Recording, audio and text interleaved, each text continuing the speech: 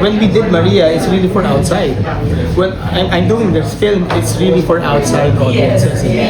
Filipinos would want it, but why can't the audience like those kinds of films? But they like foreign films, diba?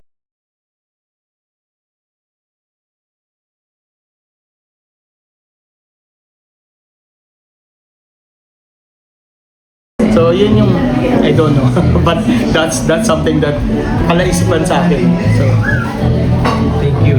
So, pero direct grabe ang frustration niyo. ha? Grabe ang frustration niyo. Yeah. It's more, we can really offer more. Like, we have the best people, we have the best cinematographers, we have the best production designers.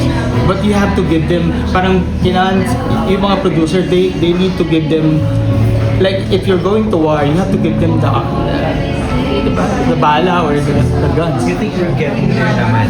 We are. We have some of the best artists in the Philippines.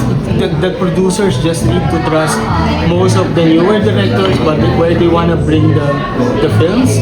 And also, again, we need more government support. Yeah. Not even rebates, but just it's so hard for access for locations. Like it should be just really simple if you want to shoot here.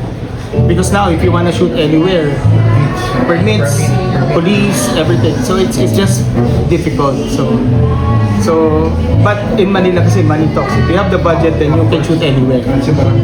Yeah.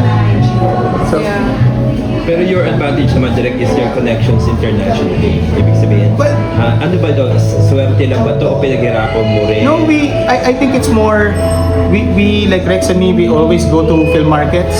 So we tend to talk to people what we can sell, and it's more really going out and talking to people. Una namin kay Mira dito direct